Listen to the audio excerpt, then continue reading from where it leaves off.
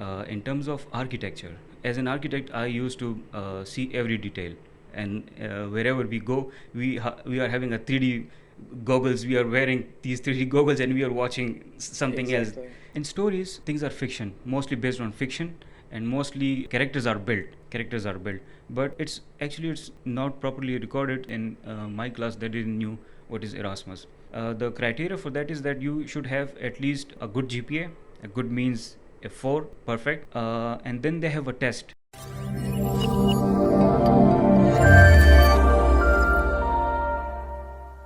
𝗬𝗲𝘂𝗿. Today, my very good friend Kashif is with us, and he will share with us his adventures, his time that he has spent in Turkey and Germany. So, welcome, Mr. Kashif. Thank you. Kindly introduce yourself and tell us about the adventures that you have done. Sure, thank you first of all for having me, Adan. I would start that Adan is one of the person that we used to follow in our class while we were studying actually. Thank you. My name is Kashif. I am a co-founder of 𝗬𝗲𝘀𝗶𝗴𝘁 Architecture Group. We just found this firm actually 5-6 months ago. The vision for this firm was actually to inculcate or incorporate other architects or other visionary architects who are actually working or who are actually fresh architects, and they are searching for or to do something new in terms of design and executing their own ideas on the set, because you see that these are some of the things that are very uncommon, especially in Peshawar. You do the design on paper, but the execution, but when it comes to the execution, things are quite different because of the situation, because of the culture, because of the social norms that we are facing. So things are quite different when you are actually on the site. So this is how actually the 𝗬𝗲𝘂𝗿 Architecture Group is working now. So yeah. Okay, very nice. So, what was your plan? What was your thinking that you went to Istanbul for the masters, and what subject you studied in there? Initially, to be honest, I didn't thought of anything, but I had to do masters, and one thing that was in my mind was that knowledge. I'm always like.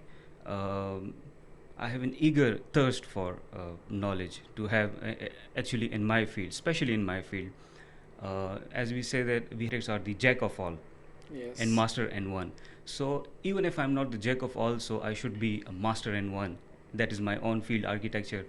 And in Istanbul, it was one of my, I must say that the great decision, the best decision that I ever made in my life, because it was all like horses with blinders, you know. Yes.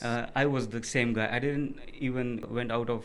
It was my first time going out of country, and I remember that when I landed in the Qatar airport for the first time, I saw that in that airport, trains are moving. Inside the airport, trains are moving. I said, am I inside the airport or am I outside the airport? So I actually asked one of the person that, am I inside the airport or should I have to go inside again? He said, no, these trains are just carrying you from one gate to another. So I was amazed, like, so big airports. yeah, so massive airports, mega, like, you know, and I didn't even knew anything about things like that. So holy solely, I just landed in Istanbul, and in Istanbul I didn't even knew that where do I have to go. This was the kind of person I was. Okay, so when you first landed in Istanbul, which city? Okay, you went to Istanbul. Istanbul, yeah. Yes. Istanbul. So when you landed in Turkey, so in which city did you go first? And what was your first experience? How you went through? Like the first time when a person goes into a new city, he looks into the buildings, he looks into the restaurants, into the public parks, etc. So what was your feeling? Like what you did when you first reached Turkey? First of all, as I said, that things were quite new for me. In terms of architecture, as an architect, I used to see every detail, and wherever we go, we are having a 3D goggles. We are wearing these 3D goggles and we are watching something else. The architecture people, they are watching something else. They have a certain kind of movie going around in their mind. But as an architect, we are different. We have, we are wearing 3D glasses and we are building something else. The way we go, we explore things. But when I landed there, again, the structure, I was looking at the architecture of that airport. It is it is the third largest airport in the world, Istanbul Airport. I landed there. So after that, the first thing was, it was, I guess, 2 a.m. In the morning, and I just had to go to my apartment and just sleep. There was nothing else because I was too much tired. In the morning when I wake up, I heard the azan. I was on the 10th floor of the building, and the windows were open because it was summers. So I heard the azan, and in Istanbul, you can see mosques everywhere, everywhere. Like in every street, you can see a mosque over there, and the beauty of that. These mosques are that they are arranged in a certain skyline. To achieve that hierarchy in design, that you will be able to see those buildings while you are standing, and you don't miss the beautiful that scenery that's coming to you. It was amazing, and the azan, that was something magical for me. So then I felt that, like, I felt like I'm not in a different country. I felt like I am in my own place, because I say that Istanbul is my second home now. When I came back, I feel that Istanbul is my second home, because I have been there for the last 4.5 or 4 years. So it was great. Okay, so what are your views about the architecture of Istanbul? Like, we know about Mimar Sinan, the way he designed those mosques, and how architecture has transformed after Mimar Sinan. Like, the existing buildings, do they go hand in hand with the design theory of Mimar Sinan, or is it completely now changed? This question hurts me more, because in Peshawar, the same thing is happening, because Peshawar has a history of 5,000 years, or maybe more than that. And nobody cares about the heritage, nobody cares about the old buildings. Nobody give a damn about these things. Not even the architects, who are somehow, they should actually, but they are not. We are not. I'm an architect. In Istanbul, the same thing happened. There is a family known as the Balyans. They are the tycoons of the construction. They came after the last sultan of the Mustafa Kemal yes. Atatürk. He was not a sultan, actually. He was a dictator kind of person. Yes. But before that, it was Sultan Abdul Hamid. So at that time, they just started recreating the architecture, because at that time, industrial revolution that also started. Okay. And the old buildings, the Mimar Sinan kind of buildings, they were very hard to make, because finding a labor for that, giving that much time to it, it was very hard at that time. So they started creating new techniques for modern techniques for creating new kind of buildings, but remaining still having the essence of that architecture. Previously, I remember that there was a competition for a mosque. It is known as the 𝗬𝗲𝘀𝗶 mosque. It is designed by, you will be amazed if I say that it is designed by 2 Christian architects, non-Muslim architects, and but they followed the same architecture.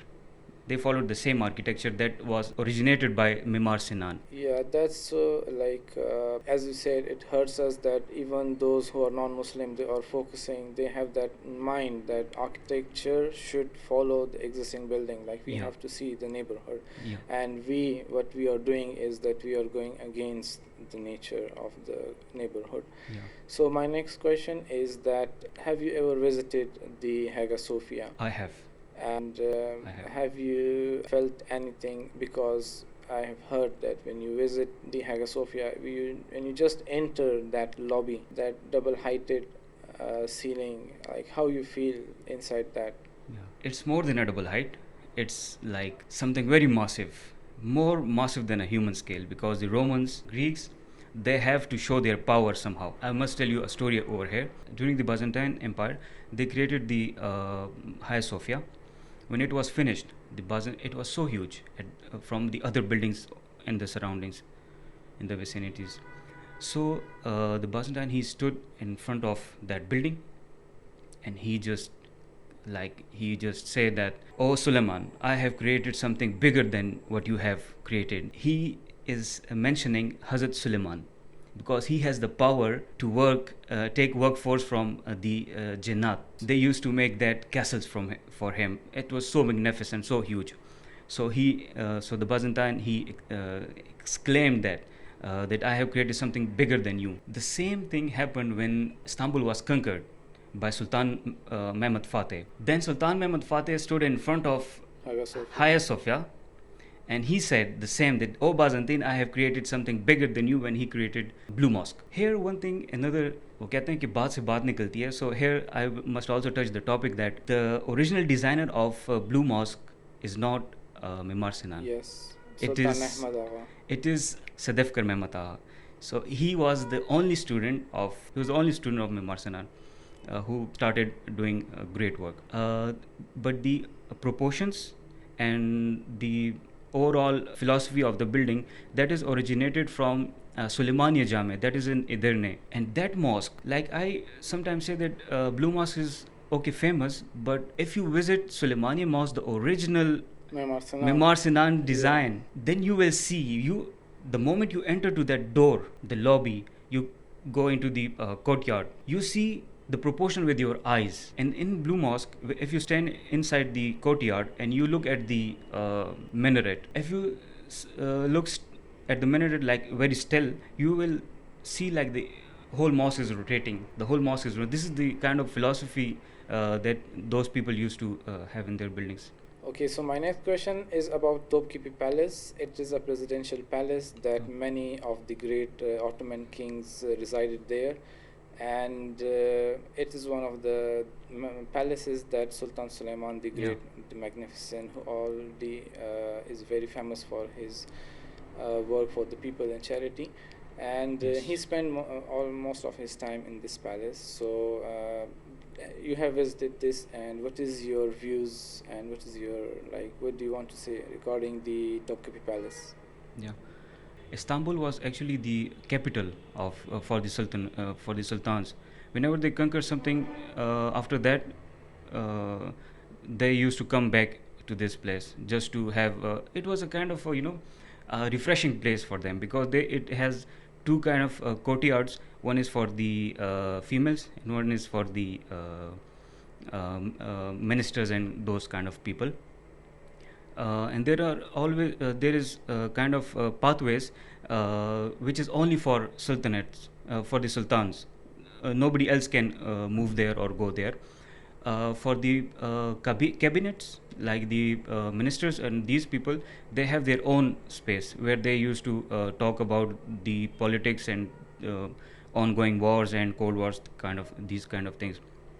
But now it has been turned into a museum, and also they have kept the all Precious of the belongings things of the that kings. belongs to the kings, the original things that belong to the king. And you will be amazed to hear that the scale of those stuff that you used to wear is so massive that even like it might cover this whole wall. Then you might imagine that what was their Heights of the people wearing height them. of the people that used to wear, and how heavy those things were. So yeah, but now the only thing that is more attractive in there is the haram. It is preserved as it is preserved, and that is worth seeing actually. Okay, and we have heard from many stories that Mimar Sinan had 4 apprentices, 4 students, and among one of them was from India, who went as a child there and was with Mimar Sinan, and then he grew up. He did a lot of designs, helped in designs with Mimar Sinan, and later on, when Mimar Sinan died, he came to India and helped design Taj Mahal. Yeah. So is it true, and do you have anything regarding it? The one architect that is actually known and has been recorded is only 𝗬𝗲𝘂𝗿𝗁. His work is recorded, his stuff is recorded. But the other three, they are not, I guess, recorded properly in history, because we can't see in Taj Mahal. You can not say that it's exactly the same architecture. You know the difference between Mughal and Mongol. The Mughal came after Mongol, right? Yes. But where did name came from, Mughal? It actually was Mongol. The Mongol people have, a fear on the people. Yes. Whenever they have a style of, coming on towards you, yeah. So whenever they come, the people would say the Mongol are coming. But Genghis Khan was died and he was buried. Nobody knew he is died. So after that, the Mughals started their same kind of power, they have same kind of facial expressions and things, and they have the same fierce power while they used to conquer wherever they go for wars. So their kind of way of approaching was same, Mongol and Mughal. So that people used to say the Mongol are coming, but that Gaf and Gha was mixed kind of. So they said the Mughal are coming. So this is how they got their name from, like the Mughal are coming. So the other, coming back to the question that you asked, the three of them are actually not properly recorded. That's why I can't say nice. much. I've read this in 𝗬𝗚𝘂𝗿 book. Yeah, Architect's Apprentice. Architect's Apprentice, yeah. Yeah, in there it's mentioned that a guy named Jahan, who then comes to India and he helps in Taj Mahal's design. So maybe it's true, maybe not, we don't know it. In stories, things are fiction, mostly based on fiction, and mostly characters are built. But it's not properly recorded, so that's why I don't have knowledge. We can't say anything. Is it right or not? But the way of Mughal was, which in my knowledge was that they used to capture different, or maybe kidnap different artisans from different countries, like from the Morocco. If you study the Mughal architecture, you can see different kind of styles. Adoptive. They used to adopt different styles.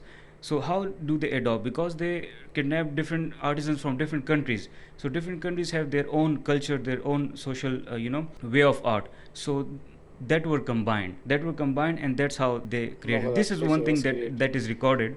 We can talk about it. But the other thing is that only 𝗬𝗲𝘂𝗂𝗿𝗁 I know, which is properly recorded, and he's a student of Okay, nice. So can you tell me about your experience, the time when you visited the architecture department of Istanbul, like how it was and how it varied from the departments we have here, because you have spent both time here Yes. in Pakistan and there. So can you Yeah. tell us the differences? I don't know where to start this topic, because this is such a big topic and such a big dilemma. I used to think a lot on it, that okay, we are having infrastructure, and we are not providing that kind of facilities, you can say, or you can say the kind of knowledge that our students need to have. For example, when I went there, I saw the first difference I saw was that if somebody is like, I was a master student. For us, our professors were like PhD doctors, PhDs. They were all PhDs, double PhDs in the same subject. For example, we were learning. I was having a subject, architectural criticism in architecture. The same professor, she was a PhD in the same subject, architectural criticism. And the way she used to teach us, for the first week, we used to look at each other that what is this terminology like actually want to say. We used to study the articles from the PhD. Here in Pakistan, what is happening is that if I'm applying for masters, I'm studying masters in any university, most of the professors, they are just masters. So his terminology is different, like of course from that of the PhD person. About your experience in Istanbul University. My experience in Istanbul University was that the curriculum, I think we should touch the curriculum, because when I went to even Germany, they were studying in the same way. I didn't feel even for a single time that this way is different from that of what we were studying in Istanbul, because they are following the European curriculum education system overall. So they have the same kind of taking tests or examinations, whatever it comes inside, especially the curriculum. The curriculum is one of the most important. In Pakistan, we are lacking of the curriculum, but this curriculum cannot be fixed also. The reason behind that is that master guy is teaching the master students. The mental level is the same. Okay, you have experience, but the terminology in terms of terminology, the terminology is the same. A master person who have done masters and the student who are studying masters. So there can't be any change. Now I think that for the bachelor students, there should be no bachelor guy who is studying them unless he have at least 40 years experience, or he is old enough in the same field. They are eligible to do that. But a new person who is just fresh architect, or maybe he have 4 or 5 years experience, okay, but that is not enough to teach to the students.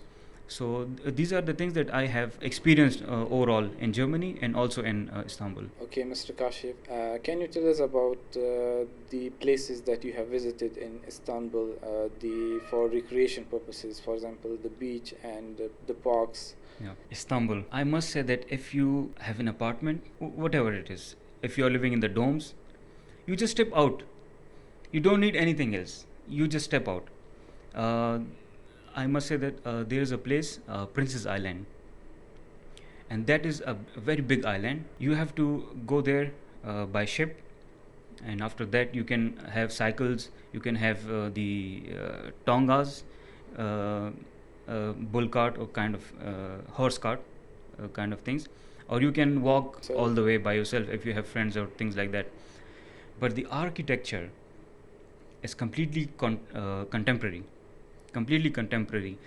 On one side you will see a kind of a very old building which have the art deco kind of style. On the other hand, on the left hand, you will be watching a very contemporary, very modern and very minimalist kind of villas. So this is one of the best places. There are certain other places, like we said that Hagia Sophia is amazing. The overall vicinities of Hagia Sophia, that is known as downtown. Taksim, you might have heard about the Taksim 𝗗𝗂𝗃𝗁𝗁. So these are some of the places that are worth watching. And yeah. Okay, and then in second year of your masters, you got admission and you were transferred to the university in Germany. So how did that happen, and what are your experiences in Germany? Yeah, that was amazing. Actually, this is known as Erasmus. Most of the students, even in my class, they didn't knew what is Erasmus. It also is the bachelor students and master students both are eligible for it. But in bachelors, students can continue their abroad study for the next year or the following how much years, it's up to them. For the masters, as I was a master student, I have to go there for just for one semester. The criteria for that is that you should have at least a good GPA. A good means a 4, perfect. And then they have a test. And that test, if you score high, for example, I topped that test and I got 100 out of 100. MCQs was correct, and very luckily in my first semester I had 4 GPA. So everything was 100 out of 100. So if you are on that criteria, if you fulfill that criteria, you have the top countries that are open for you. Like you can be there in any kind of university which you have the collaboration or the association with your university, home university. So I saw Germany was open for me, America was open for me, UK was open for me, and not Italy. Other countries in European countries were open for me. But I thought that since our childhood, Germany was a kind of good dream for us. So I said, okay, let's go to Germany. And 𝗗𝗃𝗃𝗁𝗁 Hochschule Konstanz, like it's a technical university in architecture and design. So I chose that, and it was amazing. Actually, the thing is that it was completely bright scholarship. If you top that test or you are first or second, then they give you completely bright scholarship. So yeah. Okay, so in which city in Germany you were residing, and what was it like? It was suburban, it was urban, rural place? It was a kind of rural areas. It is in the west of Germany. It's known as Konstanz. It's such a beautiful place. It's a more kind of a village kind of thing place. You can see old architecture over there. Of course, some of the minimal Swiss architecture, because it's directly with the border of Switzerland. So it was amazing. Nice. You have also visited, I think, 𝗤𝗐𝗄𝗃 University. 𝗬𝗐𝘂𝗿, yeah. Yeah. So can you tell us about what is 𝗤𝗐𝗄𝗿? And Yeah. 𝗤𝗐𝗄𝗿 is actually, when I'm might be telling you, I'm kind of emotional here also, because we used to study these things in our books, or we used to give presentation. You might remember we Walter Gropius, if you remember. Yes, Walter Gropius. You were studying those, and you have now experienced those. Yes, so it was amazing. Experiencing the overall buildings, the attention to the details, how they, from a single screw, doorknobs, handles, glass, that it's cutting, wood, you just name it, it was designed. Everything was designed by Walter Gropius and the team. Everything was designed. Also the pathways and things like that. So it was amazing. It actually is in 𝗬𝗐𝗂𝗏 with the Bauhaus. So it was amazing. Okay. So Mr. Kashif, you worked there with Muslim Hands organization. Yeah. So how you got the job over there, and what are your experiences? Muslim Hands is actually an international NGOs that has been working that have operations actually in more than 50 countries, 49, 50 countries, including Pakistan, is one of the major, because our chairman, Mr. Lakhti Hasnain Sahab, he is from Pakistan, UK based Pakistani. So he almost 27 years before he just started things, and now it's flourished all over the countries. So my experience was more social. Like how I got the job was more from a social, gathering or things like that, connections or networks. So my actually job was there as a media coordinator, but also if we had delegations and other guests coming from abroad countries, so I used to have to be with them for maybe translation or things like that, or to for a certain protocol kind of thing. In terms of media, I used to look after the visibility of the Turkey office, in terms of, like, for example, we used to go to Syria, we used to have operations in the other Turkish occupied territory in Syria, or 𝗬𝗏𝗃𝗏, which is almost in the vicinities. Like the recent earthquake, it happened in 𝗬𝗏𝗃𝗏 and Gaziantep. These are all the refugees who are living in those areas. Okay, and so like you have spent all the good times over there, and why did you choose to come back to Pakistan? I had this thing that I should have my own firm in Pakistan.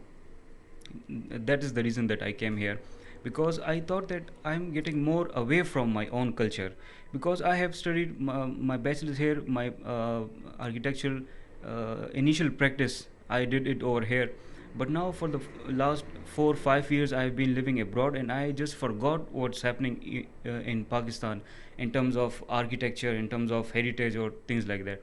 So that was one of the reasons that I have to come and establish my own firm here, and which is going good. So that is one of the reasons. Recently, Turkey was hit by a massive earthquake, resulting in the deaths of many people. So what do you want to say regarding this? First thing first, that you can't stop the natural disaster, or there's a scale which is known as Richter scale, that comes from the nature, so you can't stop it. It can happen everywhere, but as an architect, if I see it, it's totally, a construction, on the construction point of view, it's totally a construction mess. The reason why in Turkey, how they create those buildings. First of all, these buildings are 40-50 years old, or maybe more than that. Another thing is that alteration upon alteration in the same building. Like for example, if you have a grid structure and you are disturbing the grid structure for 4, 5, 6 times, then your whole structure is literally weakened. Even if a 3 Richter scale hits that building, it will just demolish, like it will be like on the ground the next moment. Over there, what happens is that they give the whole ground floor to the utility stores or these kind of places where they need large open spaces. Sometimes it happens that, most of the time it happened in Turkey also, in Istanbul also, that they used to cut the columns just to have their space. Like, this is something very dangerous, literally dangerous. And you have 7, 8, 9 floors above you, and you're not thinking that yes, I'm having a space, an open space, but that doesn't mean that is not applicable, that is not functional now. For you it's functional, but for the whole building it's not functional anymore. You can't cut legs of a person and expect them to walk. Yes, this is what happened there. And those whole buildings, they don't have load bearing walls. How can you have load bearing walls if you have an open space? Yes. You can't have it. And in beams and columns, they have passed drainage pipes and these kind of things, like 6-7 inch dia drainage pipe going through your beam, and you can see the steel inside, and you just fill it with not the proper concrete, just with wall putty or something kind of thing. So that doesn't create any structure stability. So this is how it all happened, most of the buildings.